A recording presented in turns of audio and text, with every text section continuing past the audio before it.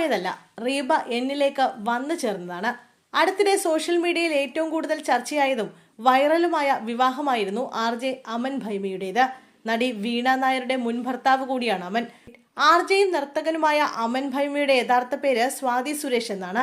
സുഹൃത്തായ റീബ റോയിയെയാണ് അമൻ വിവാഹം ചെയ്തത്.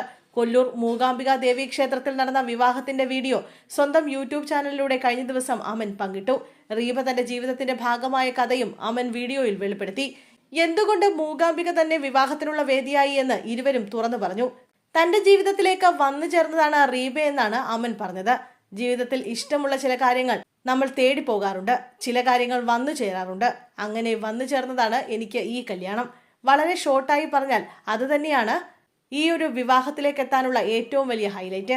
എൻ്റെ ലൈഫിലെ വളരെ സ്പെഷ്യലായ ഒരു സ്റ്റേജിൽ എൻ്റെ ഗൈഡായിരുന്നു റീബ. ഇങ്ങനെയൊക്കെ നമുക്ക് ചിന്തിക്കാമല്ലോ, ഇങ്ങനെയൊക്കെ നമുക്ക് കൊണ്ടുപോകാം, നമ്മൾ മാറി ചിന്തിക്കണം എന്നൊക്കെ പഠിപ്പിച്ചു തന്ന ഒരു വ്യക്തി കൂടിയാണ് റീബ. എന്തെങ്കിലും ഒരു വിവാഹം കഴിക്കുകയാണെങ്കിൽ അത് മൂകാംബികയിൽ വെച്ച് വേണം എന്ന് പറഞ്ഞതും റീബയാണ്.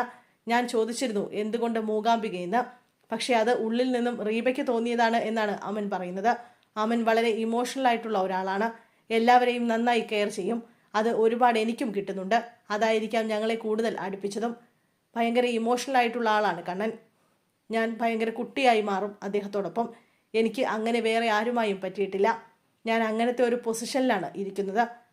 അതൊക്കെ മാറ്റിവെച്ചിട്ട് ഒരു പുരുഷൻ്റെ ഒപ്പം കുട്ടിയെപ്പോലെ ആയിട്ടുണ്ടെങ്കിൽ അത് വലിയ മാറ്റമാണ്. അമൻ്റെ ഒപ്പമാണ് അത് സംഭവിച്ചത്. ഫെമിനൈൻ ക്വാളിറ്റികൾ പുറത്തു കൊണ്ടുവന്നതും അമനാണ്.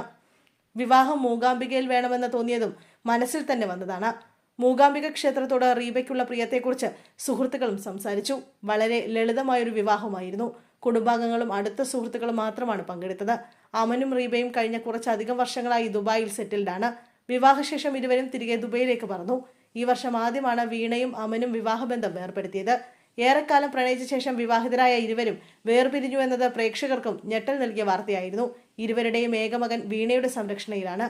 ഏറ്റവും നല്ലൊരു വ്യക്തിയെയാണ് അമന് പങ്കാളിയായി കിട്ടിയതെന്നാണ് വീണ ഒരിക്കൽ റീബയെക്കുറിച്ച് സംസാരിക്കവേ പറഞ്ഞത്.